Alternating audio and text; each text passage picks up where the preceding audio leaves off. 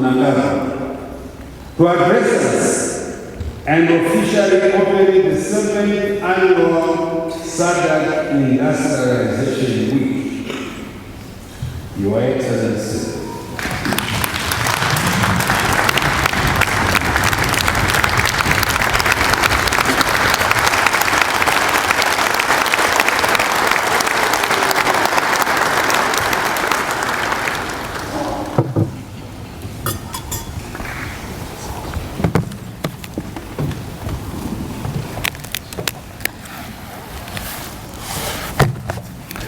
kindly be seated.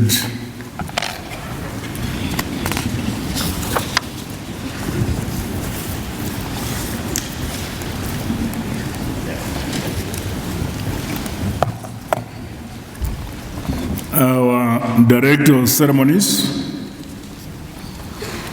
the Vice President of the Republic of Zimbabwe, Honorable General Retired Dr. C.D.J. Chiwenga, the Vice President of the Republic of Zimbabwe, Honorable Colonel Retired K.C.D. Mohadi in absentia, the Minister of Defense and Chairman of ZANU-PF, Honorable C.Z. Mchinguri Kashiri, the Minister of State for Provincial Affairs and Devolution, Harare Metropolitan Province, Honorable Charles Tabengwa, the Honorable Minister of Industry and Commerce, Honorable N.M. Lovu, other Honorable Ministers and Deputy Ministers who are here, the Executive Secretary for SADC Secretariat, His Excellency Elias Mangosi, His Excellency Wamkele Mene, Secretary General of the African Continental Free Trade Area, if he's here, the Chief Secretary to the President Cabinet, Dr. Martin Ushoya, Chairman of the Public Service Commission, Dr. Vicente Ungwe, Your Excellencies, members of the Diplomatic Corps, senior government officials who are here, the Executive Director, SADC Business Council, Mr. Peter Van Del, you need a debt to the Director General and Managing Director, Directorate of Global Partnerships and External Relations, Ms. Fatou Haidara,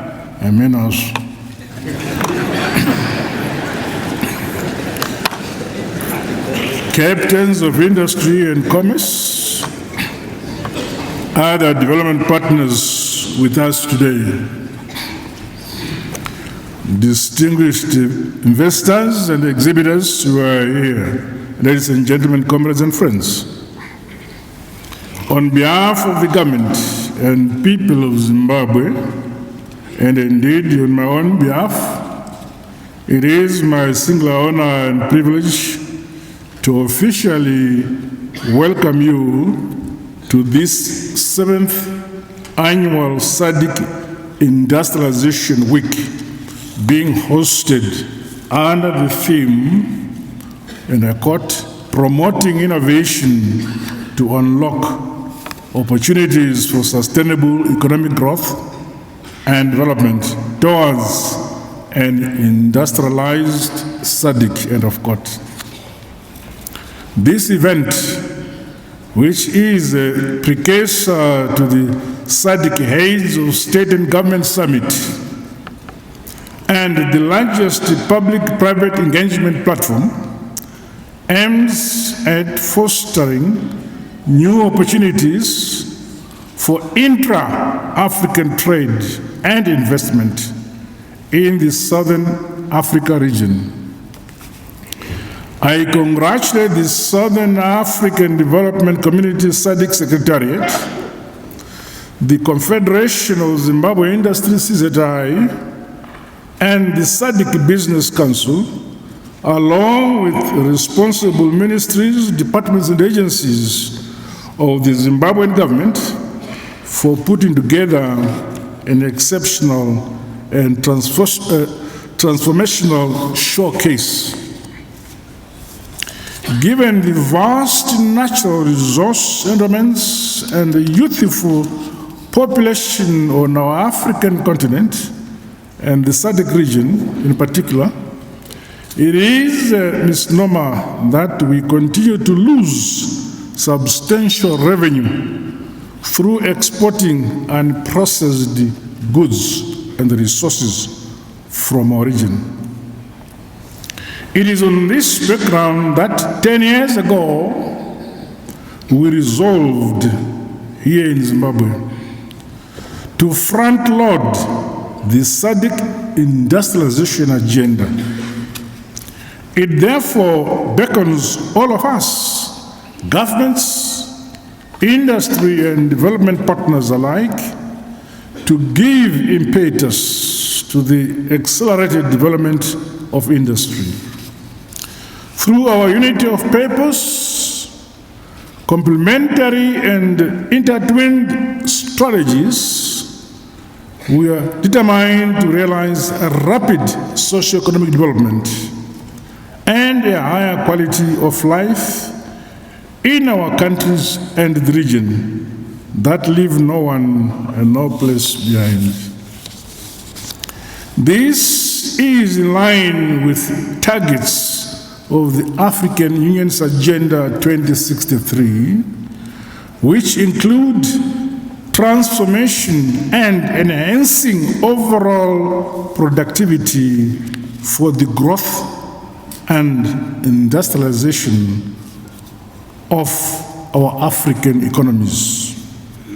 Further, this year's Industrialization Week amplifies the urgent need for member states to embrace innovation as a way to boost industrial productivity and competitiveness. Individually and collectively, we have a duty to spur sustainable growth through a sound and diversified industrial base with wide-ranging new products and jobs for our people.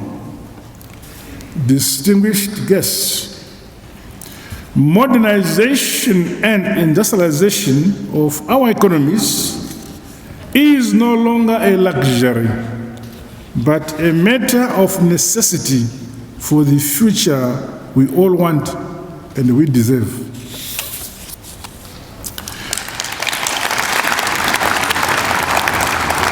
The rich liberation heritage of our region reminds us how unity and singleness of purpose realized political independence and freedom in our region. Presently, the contestations for neo-imperialistic subjugation of our countries are being fought in the economic domain. We must therefore never fall asleep. The present generation has a duty and obligation to foster environments and synergies that leapfrog industrialization, create more jobs, produce value-added goods, as well as increase exports and export earnings for our region. Equally, we must improve efficiencies in our resource allocation and create the requisite linkages across all sectors of our economies to drive this noble and urgent agenda for our region. For the SADC region to propel the industrialization initiative, we cannot work in silos, both in terms of in-country or cross-border cooperation. Hence, By and large, there is need for our national development strategies to be in sync with the broader development agenda in our region. As such, agriculture and agribusiness, along with our regional energy, water, transport, and port infrastructure, as well as trade routes, should be developed in a collaborative manner. Greater commitment must be demonstrated by all stakeholders to the full implementation of our policies, such as the Regional Indicative Strategic Development Plan. As it was during the liberation struggle, we are separate countries, but one region with one common future. Distinguished guests, ladies and gentlemen, comrades and friends, our SADC region has immense potential to accelerate the structural transformation of our economies, encourage on increased production and productivity. It is critically important, therefore, to scale up the domestication of regional value chains towards our entry into global value chains.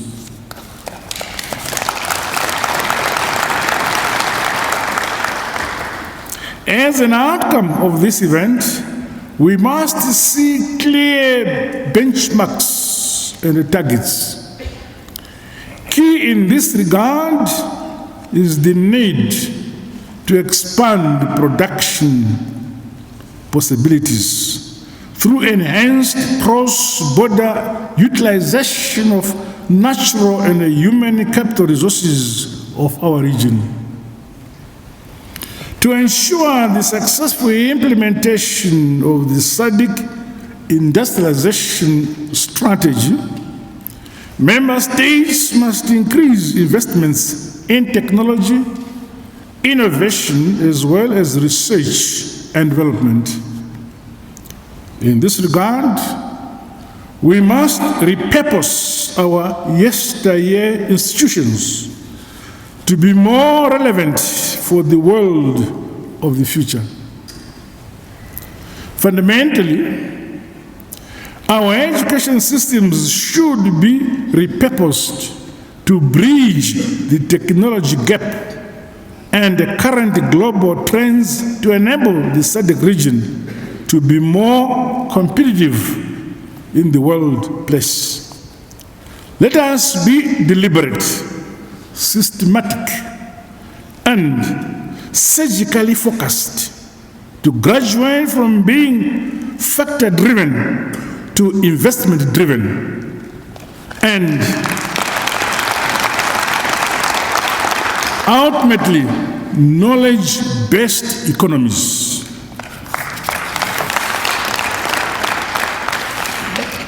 This can never be magical, but an incremental, step-by-step, brick upon brick, and a stone upon stone process.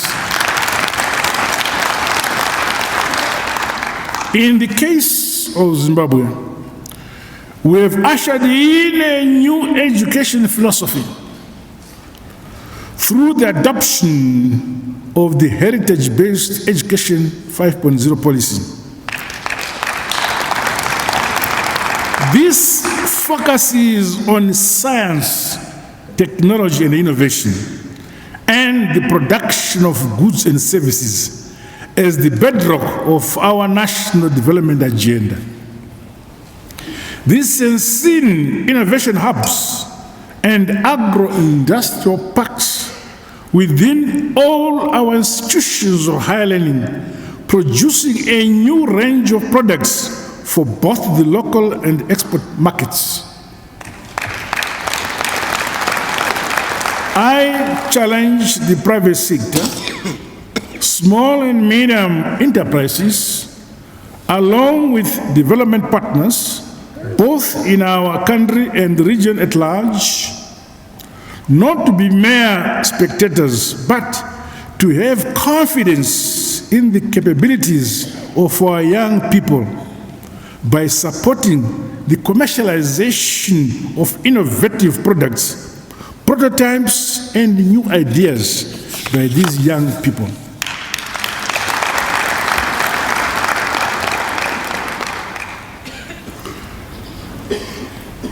We, the older generation, are setting the pace for you to excel for your country.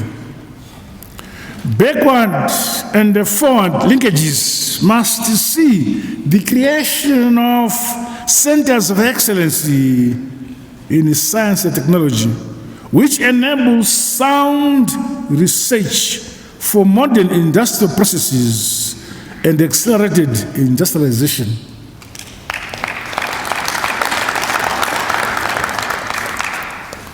We should stop admiring things elsewhere. Admire only situation and improve it. Further, the private sector and other stakeholders must move beyond the policy and advocacy towards increased support for African-based entrepreneurship. We look forward to a time when the private sector engages government on assistance with regards promoting locally produced technologies, machinery, and equipment. There must always be dialogue between the private sector and the public, government and the private sector, not competition. Blended with our need to realize healthy rewards must be the due inclination to support and fund research and development for capacity building programs that equip our local people with the skills for emerging industries in the modern world. Distinguished guests, ladies and gentlemen, comrades and friends, over and above revamping our education systems, it is imperative for member states to fully embrace the global ICT revolution.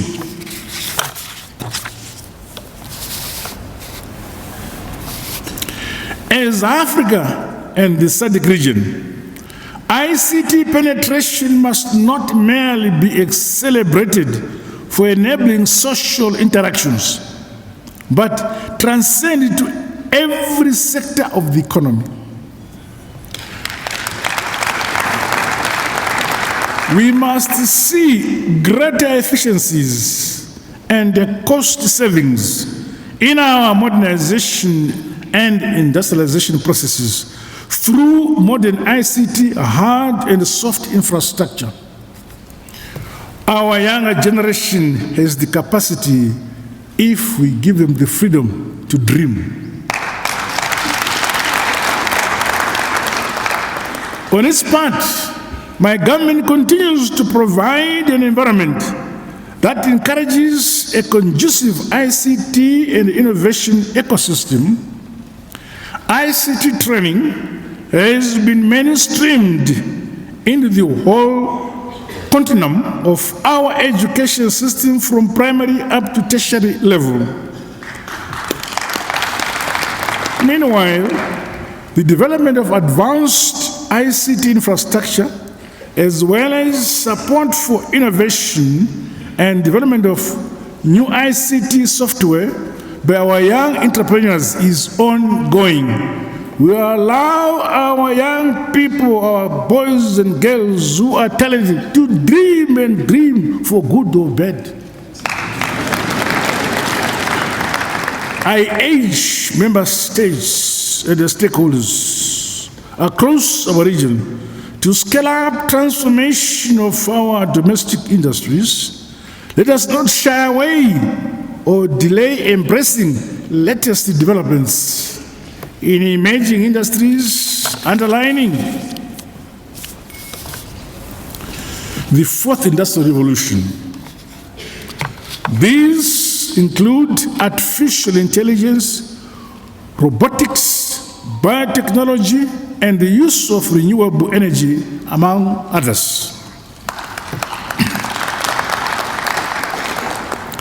Greater innovation must be deployed to lower the unit costs of production, enhance information exchange, and lower transaction costs to further help our economies to develop new value chains while strengthening existing ones.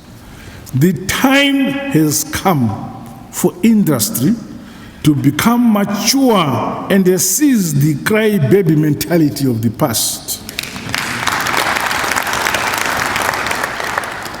However, it is an acknowledged reality that the industrial sector in Africa faces challenges in accessing affordable and long-term finance. We all know that the philosophy of finance did not originate in Africa. Anyhow, this has in turn curtailed and retarded modernization of Africa's industrial base. For us in Zimbabwe, limitations in this regard have been worsened by the illegal economic sanctions imposed on our motherland, Zimbabwe, for the love of our land. We don't regret.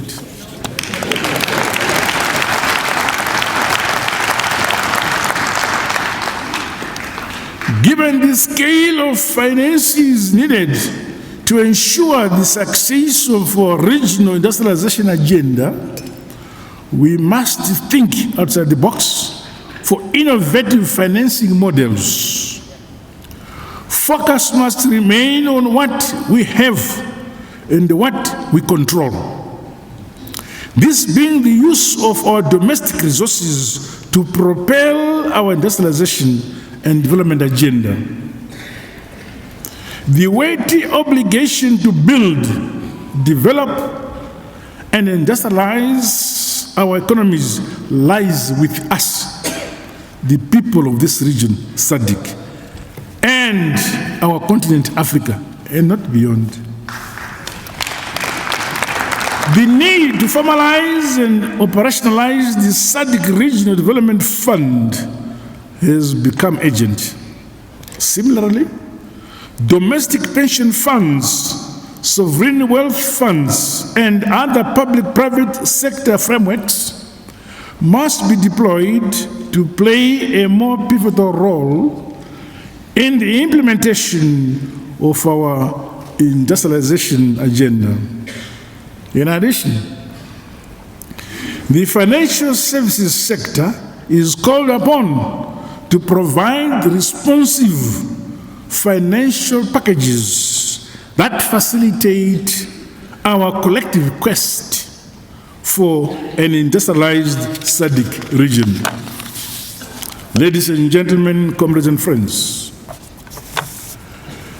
as the current crop of leaders within the SADC region and Africa in general, we are committed to the industrialization agenda and intra-African trade. We will, therefore, continue to create an enabling fiscal policy and regulatory environment with a particular focus on cross-border infrastructure and efficient trade. Under the Second Republic, the ease of doing business has tremendously improved. I'm not marking my own papers. And the bureaucratic red tape drastically reduced.